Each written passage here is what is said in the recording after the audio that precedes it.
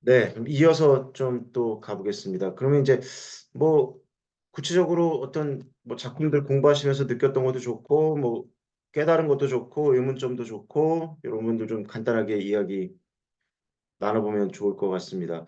하여튼 시와는 좀 다르게 소설이 좀 분량도 있고 그런 부분이 있어서 그 뭐 현대 시처럼 막 이렇게 세밀하게 다양하게 진행이 안 될 수도 있지만 또 하여튼 처음이기 때문에 소설도 한번 여러 가지 여러분이 뭐 공부하시면서 느꼈던 것도 좋고 우리 앞서 이야기 좀 나눴지만 구체적인 내용들 경험하신 것들 뭐 이런 것들 좀 이야기 나눠봤으면 좋을 것 같습니다. 질문해도 될까요? 네네. 네, 시점 부분에서, 물론 네네. 수업에서 선생님께서 그 이론에 너무 집중하지는 않아도 된다고 말씀해 주시긴 했는데요. 네. 그래도 복습할 때 조금 궁금한 점이 생겨서 네. 간단하게 좀 여쭤보고 싶은 게 있었는데, 네. 그녀라는 표현이 네. 3인칭님을 알려주는 표지로 기능할 뿐, 엄연히 따지면 3인칭 서술자로 보긴 어렵다고 해주셨잖아요. 근데 그게 정확히 그러니까 어떤 의미에서 그렇게 말씀을 해주시는 건지 잘 이해가 되지 않아서 이 점 여쭤보고 싶었고요. 네. 그다음에 두 번째로는 초점화 중에 이제 외적 초점화는 그런 그 소설 밖에 외적 초점화가 그 초점 하자를 만약에 생각을 해본다면 소설 밖에 3인칭 서술자라고 이렇게 대응해서 보면 되는 게 맞는지 궁금했습니다. 그리고 또 이제 기출에 관련된 부분도 여쭤보고 싶은데 조금 몇 가지 되는데 다 해도 될까요? 하나씩 아, 해보죠, 네. 그러면. 일단 한 문제 그런데 먼저 지금 해보면 먼저 질문하신 것부터 해결하고 아, 네네, 그다음 알겠습니다. 것들 좀 질문이 있으시면 추가로 받아볼게요. 이 네. 문제는 기출 관련해서 혹시 그 설명 드리고 아마 거기에서 그 들으신 생각이실까요? 네, 맞습니다. 그게 아마 기출이 언제였죠? 연도를 좀 말씀해 주시면 함께 고민해 볼 수 있을 것 같은데요. 그게 2014년도 네네. 기영 일본 서술형 문제였던 것 네. 같습니다. 이 문제를 이제 제가 이제 설명드리면서 네네. 본인이 느꼈던 궁금했던 점이신 거죠? 첫 네. 번째가 그 그녀와 관련된 질문이었던 것 같은데 네, 맞아요. 네. 다시 한번 해주시면 아, 그 그녀라는 표현이 엄연히 따지면 3인치 서술자로 보기 어렵다고 해주신 그 말의 의미에 대해서 다시 여쭤보고 싶었습니다. 음, 이거는 하여튼 이 문제와 관련해서 설명을 간단하게 조금 드려야 될 것 같은데 음, 이 초점화라고 하는 이 부분하고 시점이라고 하는 부분이 사실은 이게 방금 이 두 번째 질문하고도 연관되어 있는데 외적 초점화는 3인칭이냐? 이게 이제 인칭하고 자꾸 초점화를 연결시키려다 보면 우리가 워낙 시점에 대한 공부를 오랫동안 해왔기 때문에 모든 기준을 이제 시점으로 설명하지 그러니까 다른 어떤 이런 초점화 개념이 나와도 그것을 모두 시점하고 자꾸 연결시키려는 또 경향이 좀 있는 것 같습니다. 그래서 일단 그렇지 않으면 좀 좋을 것 같긴 한데, 음, 외적 초점화는 3인칭이라고 볼 수 있겠죠. 그러나 시점 이론하고 초점화 이론은 조금 서로 다른 영역에 있기 때문에 일단은 각자의 특징에 맞게 각자 정리를 해두시는 게 일단 좀 좋을 것 같아요. 그러니까 외적 초점화는 어찌됐건 작품 속에 들어있는 나가 있고 밖에 서술자가 있다. 그 외적 초점화는 말 그대로 초점 화자가 안에 있느냐, 이렇게 안에 있느냐, 밖에 있느냐. 그냥 외적 초점화라는 건 외적 초점자의 시각으로 소설의 내부를 바라본다. 이렇게 이해하시는 게 사실 제일 좋아요. 그게 3인칭하고 연관돼 있기도 합니다. 유사하고요. 근데 아, 외적 네네. 초점화는 3인칭이냐? 이런 논쟁은 의미가 없다. 우리 자꾸 시점의 개념으로 모든 이론을 자꾸 설명하려고 하기 때문에 그냥 외적 초점화에 대한 개념을 소설 밖에 있는 서술자가 소설 안에 있는 뭐 인물이나 사건들을 바라보는 것이다 정도로 이해하시면 좋고 물론 3인칭과 이제 유사점이 있습니다. 그 다음에 이 그 그녀가 이것도 이제 시점하고 관련해서 이게 3인칭인데 요게 그러니까 시점으로 바라봤을 때는 3인칭이 맞아요. 시점으로 바라봤을 때는 3인칭이 맞는데 이게 이제 자꾸 시점하고 초점하고 이게 겹쳐서 혹 헷갈리는 부분인데 이 소설 안에 있는 나가 그와 그녀라는 인칭을 쓸 수가 없어요. 저기 시점으로 보면. 그러니까 이때 그 그녀에 대한 설명은 초점화로 설명을 한다면 나는 그와 그녀를 그러니까 이게 이 개념을 서술자와 인물, 서술자와 등장인물의 개념으로 이해를 좀 하셔야 될 것 같아요. 그래서 보시면 이 소설을 서술자가 서술하고 있다. 이렇게 시점하고 좀 떼놓고 서술자가 소설을 설명할 때에는 어쩔 수 없이 그 그녀를 당연히 씁니다. 이제 이거는 인칭으로 일단 맞는데 3인칭이 맞는데 용어로 시점으로 따지지 말고 서술자가 소설 속에 있는 인물들을 이제 지칭하거나 호칭할 때는 그 그녀가 맞는데 이게 내적 초점화가 돼버리면 서술자가 카메라를 나에게 주면 서술자가 서술하고 있는 이 서술의 특성은 그 그녀로 나오지만 실제로 가만히 보면 카메라를 내가 들고 있기 때문에 내가 이들을 바라보고 있는 게 돼요. 그러면 이제 우리가 시점상으로는 3인칭이지만 실제로는 소설 속에 등장하고 있는 내가 상대방을 바라보게 보고 있는 것처럼 보이는 거죠. 이제 헷갈리죠. 마치 어, 굳이 이제 인칭으로 따지면 시점이 아니고 인수로 따지자면 2인칭이 되는 거죠. 너,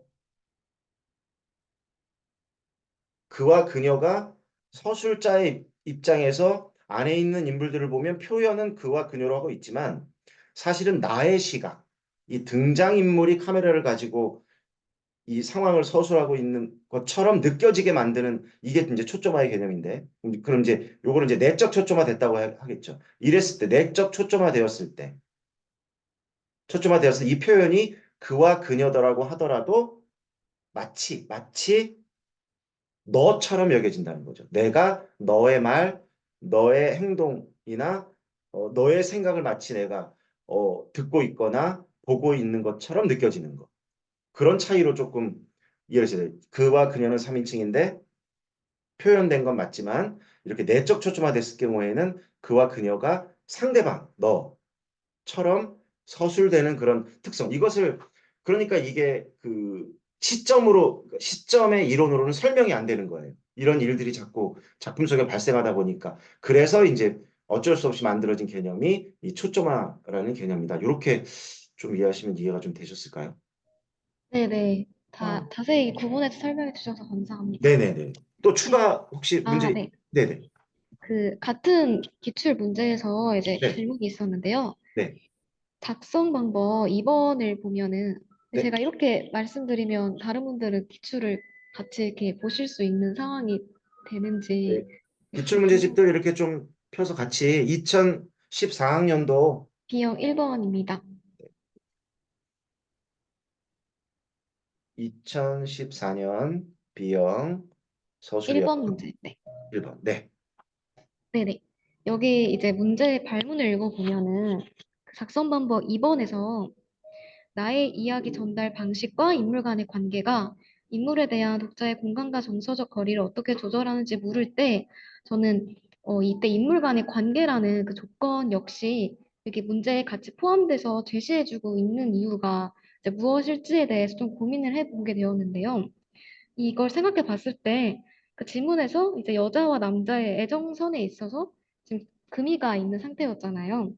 그래서 각자의 시각에서 이야기를 독자에게 들려주는 것처럼 전달을 할 때 서로에게 현재 어떤 불만이 쌓여 있는 상황인지 뭔가 각자 양쪽이 대립되는 입장을 좀 더 독자에게 효과적으로 전달해주고 또 그들이 잘 나의 이야기에 공감해주길 바라기 위한 그런 효과를 내포하고 있다는 점에서 뭔가 이런 인물 간의 관계라는 조건을 같이 문제에 포함을 시켜야 궁극적으로 그 이야기 전달의 효과가 무엇인가라는 거를 좀 더 잘 파악할 수 있기 때문에 이걸 조건에 같이 명시를 해 둔 것이 아닐까 하는 생각이 들었는데요.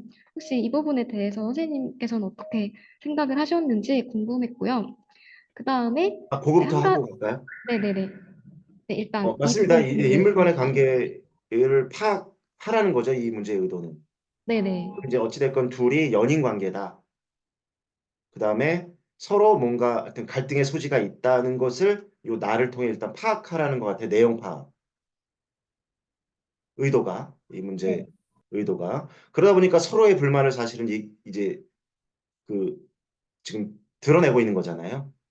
서로 연인 관계, 이게 내용 파악을 해보면 내용이 중요합니다. 내용 파악해보면 인물 간의 관계는 연인이고, 그러나 서로 어떤 불만을 가지고 있는 상태에서 남자는 남자의 시각으로, 관점으로, 여자는 여자의 관점으로 이야기를 하고 있다. 요 정도면 될 것 같은데요.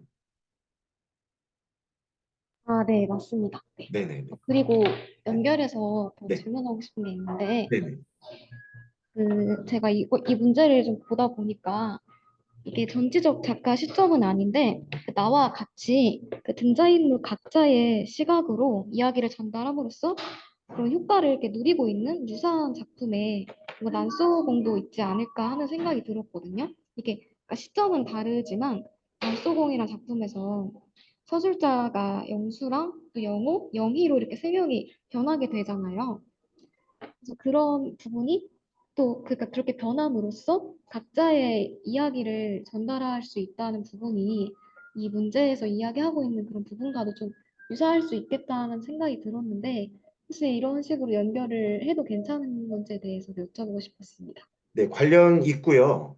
둘 다 그런 효과를 이제 노리고자 하는 부분 있다고 볼 수 있습니다. 다만 나 같은 경우는 요 일단 제시된 부분만 보더라도 요 안에서 동시에 일어나고 있는 것이고, 그다음에 나소 같은 경우에는 챕터를 따로 해서 아예 그래서 그런 다른 점도 좀 이해를 해두시면 좋을 것 같아요. 유사점도 있습니다. 아, 네, 감사합니다. 네, 네, 좋습니다. 네, 또 뭐 질문들 해주시면. 저 질문 드리고 싶은 거 있습니다. 네네. 일단 작품은 표본실의 청개구리고요. 네. 딱 질문할 부분이 저희 교재에 310페이지에 나와 있는 부분이에요. 그래서 참고하실 분은 그 부분을 보시면서 하면 좋을 것 같고요. 표본실의 청개구리. 우리 교재가 몇 쪽일까요? 310페이지입니다. 310쪽. 네, 질문 혹시 있으십니까? 네, 이게 그 소설의 마지막 부분이에요. 그래서 마지막에 그 Y가 김창옥의 집에 불이 났다라고 이제 편지를 쓰고서 거기에 대한 나의 반응에 대해서 이게 조금 이해가 안 가서 특히 어느 부분이 이해가 안 되냐면요. 일단 왜 나가 편지를 받고 슬퍼했는지가 이해가 안 되고요. Y는 그렇게 막 슬퍼할 거라고 생각하고 보낸 것 같진 않은데 나는 되게 슬퍼해서 왜 슬퍼했는가가 의문이 들고요. 그 다음에 그 절벽 쪽으로 산책이라고 해야 되나? 그 일간 두옥 있는 초가집 같은 데를, 집을 이렇게 있는 데를 가가지고 갔다가 이제 밥을 먹으면서 이제 이야기를 듣는데 그걸 천당으로 올라가는 정거장이다. 뭐 이렇게 얘기를 들었는데 그러고서 그 일간 두옥에 대해서 이야기를 듣고 무거운 공포를 느낀다는 그런 묘사가 나옵니다. 근데 왜 이 일간 두옥을 보고 이야기를 듣고 공포를 느꼈는지가 잘 이해가 안 돼서 요 두 가지, 왜 슬퍼했는지, 왜 공포를 느꼈는지 요 부분에 대해서 좀 답변을 듣고 싶습니다. 그 표본실의 청개구리 같은 경우는 우리 구글 폼에도 그 질문을 또 해주신 분이 계시더라고요. 그분은 이제 내가 친구에게 보낸 엽서, 친구가 나에게 보내온 편지의 부분이 또 이해가 조금 안 된다고 하셨던 질문이고, 방금 또 해주신 질문도 왜 내가 어떤 김창업과 관련해서 집이 불탔을 때라고 하는 거죠. 그런 슬픔을 느꼈는지 또 공포감을 느꼈는지 이 부분이 이제 각각 해석되는 부분도 있을 수 있지만 이 보편적인 해석이 조금 필요할 것 같아요. 이 작품에 대한 그래서 그 구글 폼에도 간단하게 설명을 해놨는데 음, 이렇게 보시면 어떨까요? 이게 이야기가 나의 이야기와 김창옥의 이야기가 사실은 주 이야기입니다. 네. 근데 내가 김창옥을 만나게 되는 거죠. 이 김창옥의 삶을. 근데 나의 삶에 대한 이야기는 이렇게 김창옥처럼 많이 나오지가 않아요. 이 김창옥의 삶에 대한 얘기가 굉장히 많이 소설 속에 길게 그가 어떤 집안에서 태어나고 어떻게 성장하고 어떻게 부모님을 잃었고 아버지를 잃었고 부모님을 잃었고 어떻게 뭐 감옥에 갔다 오고 하는 자세한 사항이 사실은 크게 차지하고 있습니다. 이게 왜 작가가 연상섭이 이렇게 표현했을까? 이 근본적인 거를 이해하면 조금 나머지 부분들이 좀 풀리지 않을까 싶어. 그 핵심 설명을 드리면, 김창호의 삶이 어찌됐건 우울한 삶입니다. 그리고 결국은 약간 좀 미친 사람처럼 행동을 하게 돼. 다른 사람들이 보면 도저히 이해할 수 없는 할 수 없는 행동을 보인다. 그리고 결국 이제 사라지죠. 집을 불태우고 뭐 금강산 간다고 사라지고 뭐 비슷한 모습의 머리가 장발이 된 사람을 다시 평양에서 만나는 모습으로 이제 끝나는데 근데 나에 대한 설명은 이렇게 자세하게 나오지 않아요. 나는 그냥 어떤 우울하고 떠나고 싶고 또 자살 충동.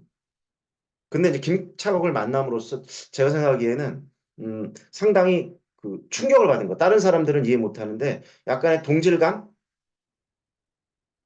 그가 왜 이렇게 살 수밖에 없고 그의 사연을 들었을 때 그래서 나와 굉장히 삶은 다르지만 그가 느끼고 있는 어떤 그런 삶의 어떤 우울감이라든가 미칠 수밖에 없는 그런 삶이 나하고는 똑같은 건 아니지만 나도 내 삶이 지금 사실은 미칠 것 같다는 거.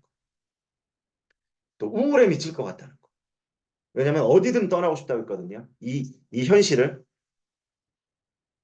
정말 풀스피드로 정말 기차가 있다면 정말 내가 있는 이 자리를 그래서 요 생각의 모습을 김창호를 통해 드러냈고 그러면 염상섭이 이 당시의 작품을 썼을 때 우리가 문학사적 배경을 또 조금 참고하면 결국은 1920년대 초반 이 지식인들 젊은 청년들이 조선에 대해서 갖고 있었던 그런 우울한 심정 떠나버리고 싶은 그런 감정 미쳐버릴 수밖에 없는 현실을 김창옥을 통해서 본인도 여기 작품 안에서 이제 일부 간접적으로 드러내고 김창옥의 삶을 통해서 전혀 아닌 것처럼 그러니까 우리가 그래서 깨닫기가 좀 어려운 거예요.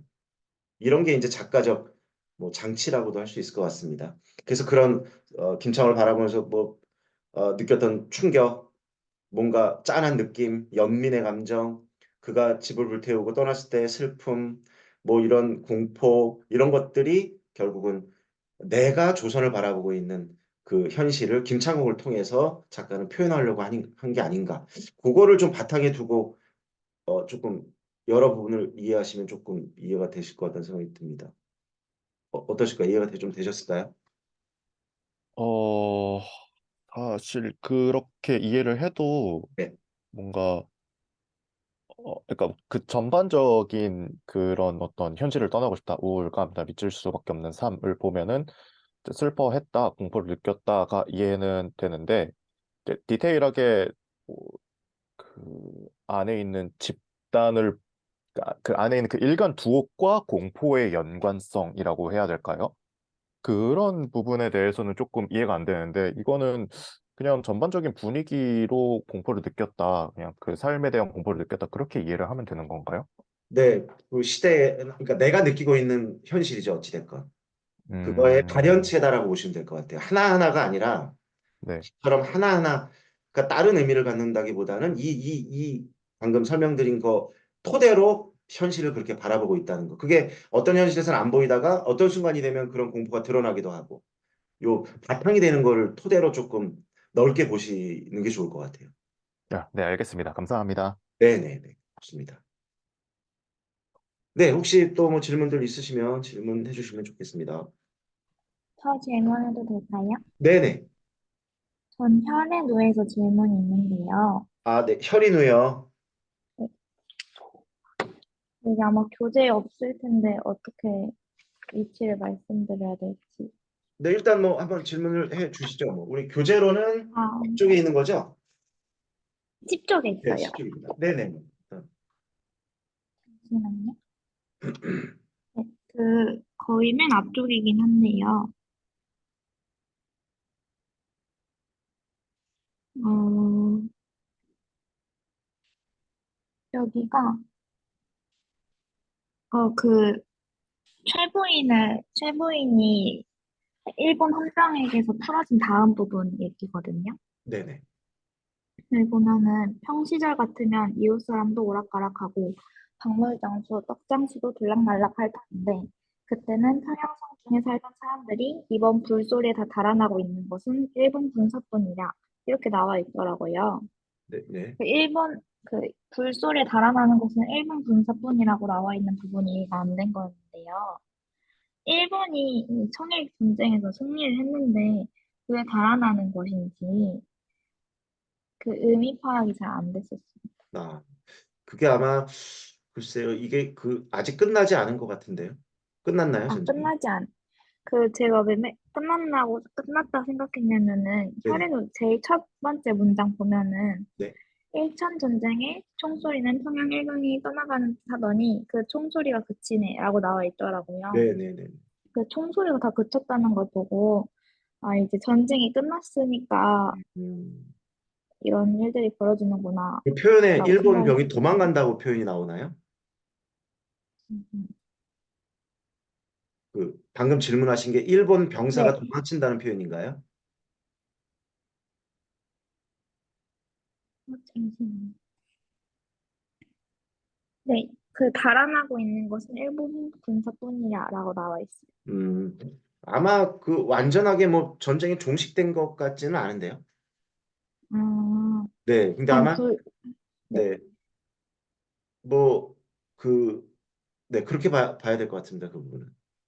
그러면 이 불소리는 청군이 질렀을 거라 생각해서 달아난 그럴 전쟁 수도 중에 있을 것 있어. 같아요. 네네네.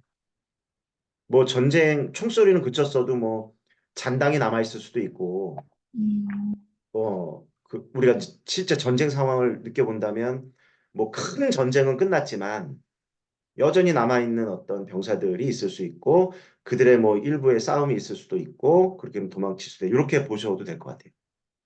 네, 감사합니다. 저 혹시 샤넬로에서 하나 더 질문해도 될까요? 네네네.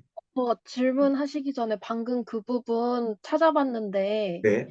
네. 일본군이 달아나고 있다는 게 아니라, 평양에 살던 사람들이, 그 성에 살던 사람들이 모두 다 달아났고, 일본 군인만 남아있다라는 뜻인 것 아, 같아요.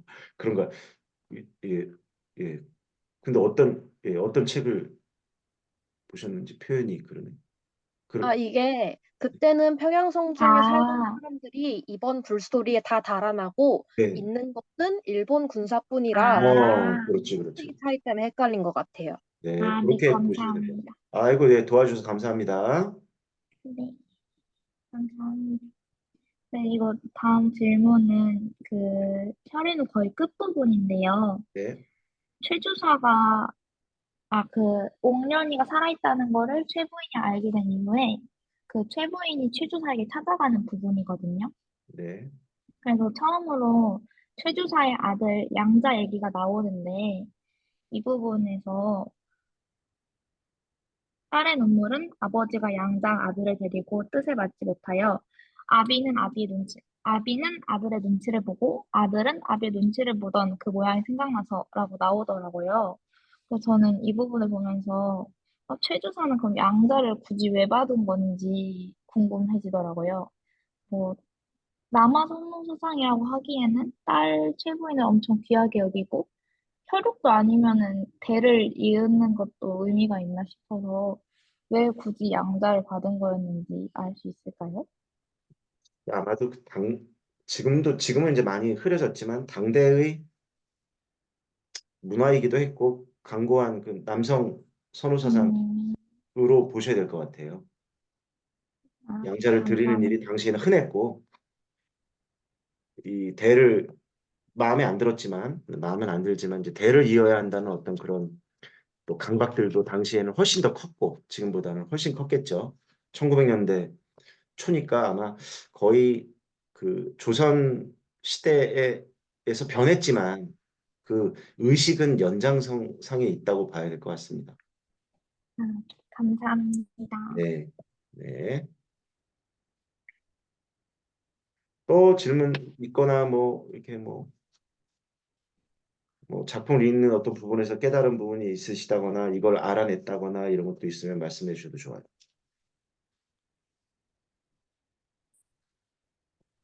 저 또 질문해도 될까요? 네네. 이번에는 2016년도 B형 8번 논술형 문제에서도 질문이 있었는데요. 아, 잠시만요. 네, 2016년 아이고 B형 8번 문제요. B형 8번 서술이죠. 선생님, 근데 그 화면 공유 안 되고 계신 것 같아요. 안 되나요? 네, 안 올라. 아니요. 화면 공유 되고 어, 있는데요. 그래요? 죄송합니다. 네. 그렇게 잠시만요. 화면 보이시죠? 네. 네, 잘 보입니다. 네네네. 네, 이상 없습니다. 네, 알겠습니다. 요거는 논술형 문제인 것 같습니다. 네, 맞습니다. 2016년 B형 B형 8번이요. 네. 네네네. 논술 8번. 네, 질문해 주시고. 네네. 근데 여기 작성 방법 이제 4번을 보면은 이 논술을 이제 어떻게 쓸 건지에 대해서 구체적으로 결론을 제외하고 서론은 한 문단, 본론은 이제 세 문단으로 구성하라라고 나와 있는데요. 그럼 이거에 맞춰서 글을 이제 써본다고 이제 생각을 해보면 서론에다가는 뭐 학습 목표를 제시를 하고 본론을 여기 나와 있는 작성 방법 1, 2, 3에 각각 이렇게 대응시켜서 작성을 해야 하는 게 맞을지 궁금합니다. 네, 맞습니다. 선생님, 그러면은 네네. 그럼 만약에 이 같은 문제로 수업 실험을 하게 된다라고 했을 때 그 순서대로 아까 그 서론이 학습 목표에 해당한다고 했잖아요. 그럼 네. 그 부분을 도입해서 얘기를 하고 전개 1, 2, 3 활동으로 이제 본론 아까 말씀드린 작성 방법 1, 2, 3을 이렇게 대응시켜서도 연계하면 되는 건가요? 네네. 그렇게 할 수 있죠. 네. 그리고 그 안수기 부분에서도 하나 있었는데요. 네. 바로 연결되어 있는 문제라서 질문을 드리고 싶은데, 네네. 그 미희가 조은에게 처음에 화려한 무늬의 넥타이를 선물했다고 나와 있잖아요. 이전 줄거리에서. 네, 아무튼 그 부분에서 네. 그럼 화려한 무늬의 넥타이랑 검은 넥타이에 대해서 조금 비교를 해 보았을 때, 만약 문제에서 이 두 소재가 지닌 기능의 차이점에 대해서 묻는 문제가 나오면 어떻게 볼 수 있을까를 좀 고민을 해보게 되더라고요. 그래서 제가 좀 생각해봤던 점은 조은에게 이제 미가 화려한 넥타이를 선물한 건 그때 선생님께서도 말씀해 주셨듯이 미의 가치관이 반영되어 있는 것으로 이해할 수 있다라고 해주셨는데 그렇다면 이는 미가 초기에는 간호장교와 같이 공을 실천하는 그런 삶을 추구하는 인물은 아니었다라는 걸 보여주는 근거로 이걸 이해할 수 있을까 하는 의문이 들어서 이 부분에 대해 한번 질문하고 싶습니다. 화려한 넥타이 말씀하시는 건가요? 네, 맞아요.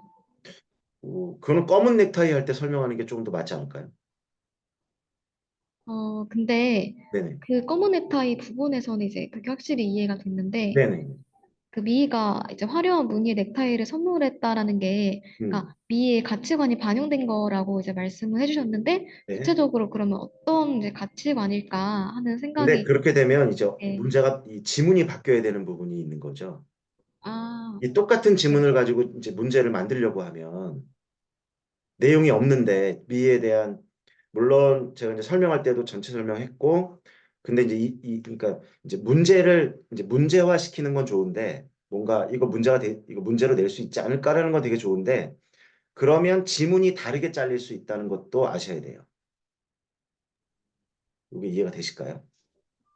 혹시 이 제가 안에는 이거 지금 여기 네네. 읽어보신 부분 안에는 검정 넥타이가 확실하게 이해되셨다는 건 왜냐하면 이제 변했으니까 뭔가 저기 공적인 일로 뭔가 세상을 위하는 일로 이제 이 표현들이 굉장히 자세하게 나와 있잖아요. 저 기출 제시문에는.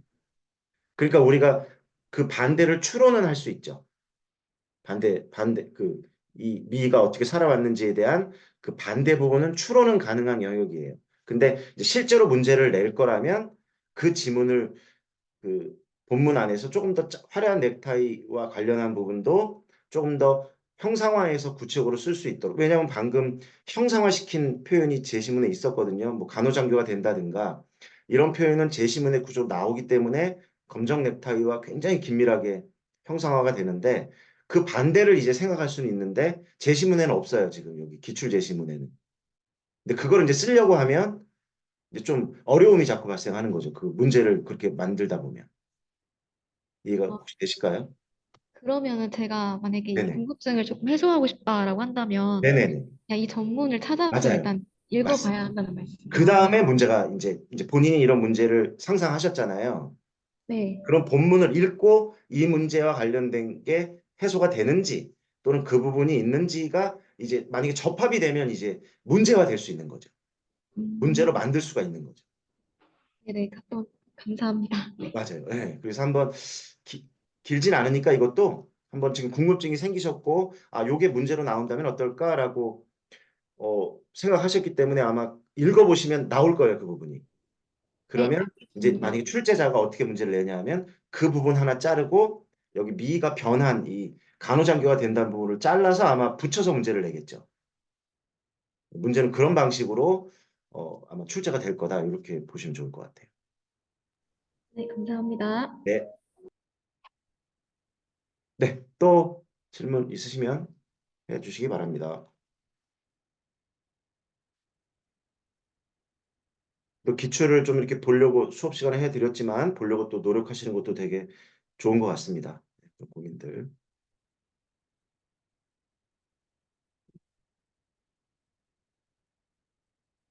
그 방금 했던 질문에 조금 답변이 될 만한 부분이 있다면 이전 줄거리에 이제 그 문제가 안 나왔지만 그 이전 줄거리에 보면은 그 재기발랄했던 미라는 표현 부유한 집안의 딸로서 재기발랄했던 미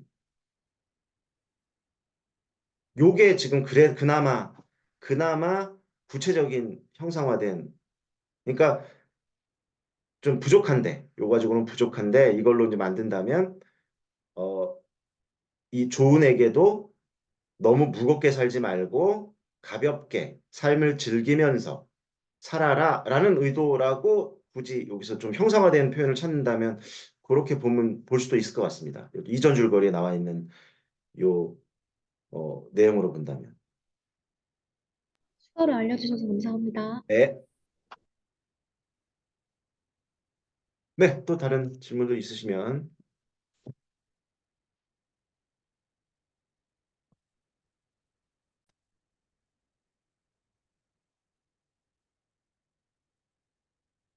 저 그러면 문학사 쪽 잠깐 질문 가능할까요? 네, 그 교수님께서 이제 말씀해 주신 것 중에 현진건이 감상적 낭만주의를 대표했고 이와 대비되게 만세전의 사실주의가 대두되었다고 기억하고 있습니다. 네. 근데 이제 이 부분은 전반적으로 보면 그러면 이제 당대 사회상의 절망적인 상황에서 그걸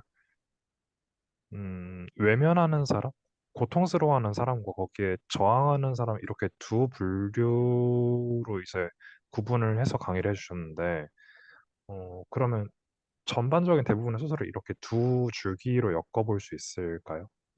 그렇게 다 엮기는 좀 어려울 것 같고 그럼 염상섭 선생이 보여준 어떤 생각의 변화라고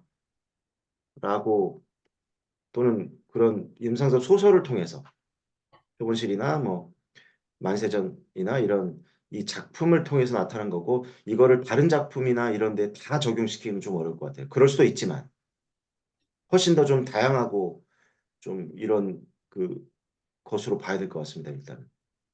네, 이게 알겠습니다. 감사합니다. 우리가 네, 유형화시키고 싶은 어떤 그런 조금 또 욕망이 있어요. 좀 더 쉽게 작품을 이해하려고 뭔가 이분법적이거나 도식적인 거를 알게 되면 그걸로 이제 작품을 만나면 조금 더 편하니까. 근데 좋을 때도 있지만 조금 어 이게 해석하는데 어려운 점이 있을 수도 있고 좀 다양한 경우도 많이 있기 때문에 요거는 그런 부분도 있다. 그런 작품들도 뭐 있을 수 있고 그러나 연상섭 소설을 통해서 본 부류의 두 본인의 변화니까 요로 조금 한정해 보시고 다른 작품 읽어 가시다가 유사한 게 또 있는지 이 뭐 이런 변화된 쪽 현실에 적극적으로 이렇게 어떤 이렇게 움직여야 한다라는 또 작품도 있을 수 있고 그걸 피해 가려고 하는 작품도 있을 수 있고 그 사이의 작품도 있을 수 있고 여러 가지 스펙트럼은 다양하다 이렇게 이해하시면 좋을 것 같습니다. 네, 알겠습니다. 감사합니다. 네.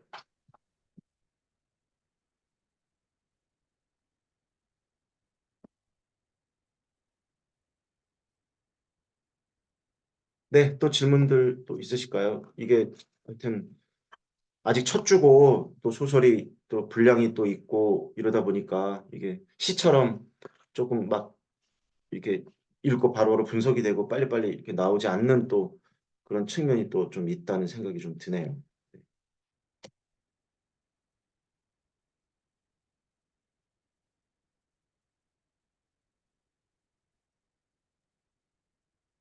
네, 어떻게, 네. 질문 하나 하겠습니다. 아, 네네네. 그 작품 관련은 아니고 정리를 할 때 네, 이제 인물을 작성을 하잖아요. 네. 그때 이제 큼직큼직한 인물만 작성을 하는 게 좋은지 아니면 잠깐 등장하는 인물이라도 다 적어놓아 보는 것이 좋을지 고민이 돼서 여쭤봅니다. 음. 일단은 주요 인물을 중심으로 일단은 그 핵심은 그 사건이나 뭐 일들은 거기서 일어나니까 일단은 뭐 주요 인물, 중심 인물 위주로 일단 정리를 주요 중심, 주요 인물 중심으로 정리하는 게 일단 우선인 것 같고 뭐 그러니까 뭐 지나가는 우리가 뭐 영화도 보면 뭐 행인 1, 행인 2 이렇게 있을 수도 있으니까 그렇죠? 이제 그 행인 1과 2가 이 인물에 영향을 준다든가 사건에 영향을 준다든가 그럼 당연히 정리가 돼야 될 것 같고 그러나 뭐 그렇지 않다면 그러면 이제 뭐 좀 빼놔도 될 것 같은데 소설은 영화와 좀 달라서 엑스트라가 별로 없는 편이라서 하여튼 그래도 주요 인물 중심으로 일단 정리해두고 다른 인물들 이제 주변 인물들은 간단하게만 이렇게 내용 정리하시면 좋을 것 같습니다.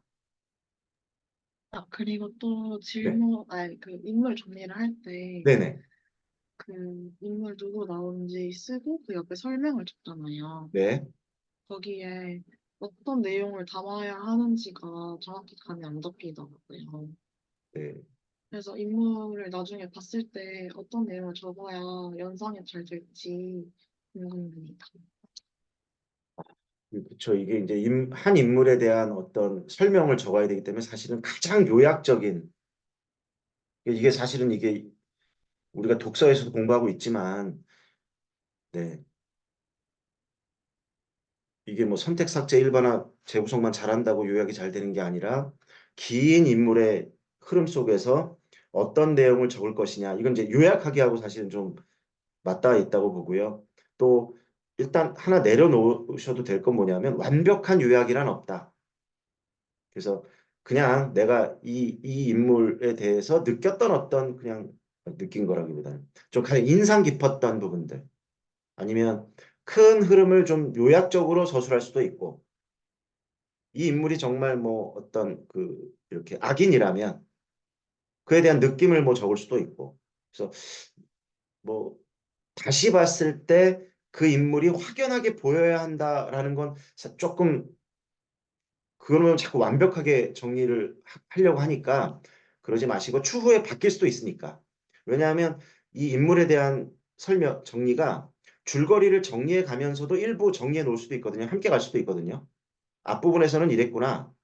읽다 보니까 이런 일도 있었구나. 그래서 부가해 가는 방식으로도 요약해 보면 좋을 것 같아요. 다 읽고 난 다음에 아, 인물에 대해서 한번 쭉 적어봐야지. 이렇게 할 때도 있고, 어떤 인물은 정말 빙의가 잘 돼가지고 정리가 잘 돼서 줄거리 정리 다 한 다음에 쫙 인물에 대해서 뭔가를 쫙 간단하게 정리할 수도 그런 경우도 있고, 아니면 줄거리 정리해 가면서 주요 인물이라면 좀 함께 간단하게 더 요약적으로 인물에 대해서 간단하게 이렇게 정리해 가보는 연습을 일단 해보시는 거예요. 일단 답은 없을 것 같습니다. 일단 정답은 없으니까 너무 욕심 부리지 말고 그 인물의 특징적인 것들을 일단 잡아내려고 하고, 특징적 사건이든 특징적 성격이든 또 경험했던 거든 이런 것 중에를 압축하시고 그렇게 정리를 해보시면 어떨까요? 쉽지 않습니다. 이거는 뭐 이렇게 저렇게 자꾸 길게도 해보고 짧게도 해보고 그리고 노력을 해보셔야 조금 감이 올 것 같다는 생각이 들고요. 네, 그렇습니다. 네, 이해가 좀 되셨을까요? 네, 감사합니다. 네, 맞습니다. 네, 좋습니다. 이렇게 뭐 작품에 대한 질문도 있지만 내가 해가면서 좀 맞닥뜨리는 이런 또 어려운 점들도 또 깨달은 점들도 함께 나눠주시면 좀 또 서로 도움이 될 것 같습니다.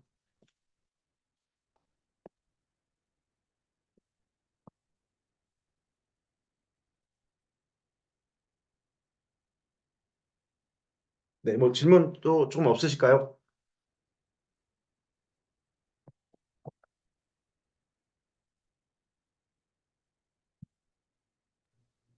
선생님, 네. 저 그 복선에 대해 여쭤보고 싶은 게 있는데요. 네, 그 네, 수업에서 이제 네, 선생님께서 복선이랑 이제 뭐 구체적으로 암시랑 이렇게 막 명확하게 구분이 되는 건 아니지만 네, 그래도 한번 해본다면 이제 복선은 암시와 실현으로 나누어 볼 수 있고, 만약에 암시가 이루어졌는데 또 그게 실제로 진짜 실현이 되었다면 그때 복선이라고 얘기를 할 수 있다고 설명해 주셨어요. 네, 네, 그러면 만약에 이제 최측전에서 장육불이 이제 오경에게 너가 죽지 않고 기다리면 남편을 만나게 될 수 있다라고 이렇게 얘기해주는 부분이 있잖아요. 네. 그게 단순히 그럼 암시의 기능만 하는 게 아니라 실제로도 정말 그렇게 예언이 실현이 되었으니까 복선의 기능을 해준다고 보고 있잖아요. 그리고 제가 생각하기로는 네, 실제 만약에 이제 이런 관련된 문제가 또 나왔기도 했지만 그렇게 나왔을 때 네. 답안 작성 시에 복선과 암시 중에 내가 하나의 키워드를 꼭 넣어서 써야 한다라는 상황이 올 때 이때 복선이란 키워드를 쓰지 않으면 그 감점이 된다든지 약간 그런 게 있는지 한번 궁금해서 여쭤보고 싶었습니다. 그게 우리 고전 그 소설 문제였었던가요? 네네. 그때 이거 고전이랑 거기에 연결돼서 네네. 네, 거기에 작성 방법에 복선이라는 표현이 나왔었던가요? 어, 그렇지는 않았는데 아, 네네네. 네네. 그냥 답을 작성할 때 이제 음, 복선의 기능을 뭐 해줄 수 음, 있다라고 만약에 쓰게 된다면 네, 그거는 이제 충분히 이해가 되는데 네, 이제 그 개념에 대해서 배웠잖아요. 암시가 있고 그게 예언이 이루어져야지 이제 네네, 온전히 복선이라고 말씀해 주신 네, 거 적용해 봤을 때 네, 만약에 제가 그냥 암시라는 말만 썼다면 네, 답안에 네. 그러면 조금 이제 복선과는 좀 거리가 있다라고 봐서 키워드 채점 부분에서 좀 감점이 있다든지 약간 그런 게 있는지 궁금해서 네. 그렇게는 아닐 것 같고요. 네네. 그거는 괜찮을 것 같습니다. 어떤 걸 써도. 아, 다 유사 답안으로 인정 네, 가능. 다만 암시를 써야 하느냐, 복선을 써야 하느냐에서도 좀 이렇게 벗어나면 좋을 것 같아요. 아, 그럼 둘 암시를 다, 써야 하고 네. 복선이라는 키워드를 써야만 정답인가? 에서 벗어나야 조금 자유롭게 사고하고 네. 또 답안을 써 나갈 수 있지 않을까. 차차 이제 제가 더 해드리겠지만 일단은 지금 입장에서는 어, 그런 용어나 키워드이다. 그걸 들어가야 답이냐 아니냐에서 조금 지금은 조금 노연할 수 있을까요? 좀 노력을 조금 해보시는 게 좋을 것 같아요. 네, 감사합니다. 추후에 정말 필요한 거는 제가 하라고 말씀드릴 거거든요. 이건 꼭 필요하다. 이런 것들은 꼭 알고 이제 들어가야 한다. 근데 그런 게 많지 않거든요, 사실은. 의외로 훨씬 더 자유롭게 사고하고 그 내용 파악만 잘 돼 있어서 그걸 서술하면 정답일 가능성이 훨씬 높습니다. 90% 이상. 그래서 지금은 이 키워드가 들어가면 답이냐 아니냐는 조금 느슨하게, 굉장히 느슨하게 내려놓아도 괜찮을 것 같습니다. 그래서 만약 그 답을 쓰시려고 한다면 암시나 복선이란 단어 없이 한번 써보시는 연습도 해보면 좋을 것 같아요. 네, 감사합니다. 네.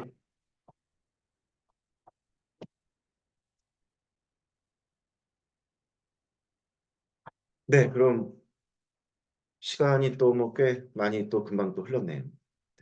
혹시 뭐 이야기들은 다 되신 걸까요? 되신 분들은 손 드세요. 그래야지 확인이 되네요, 이게.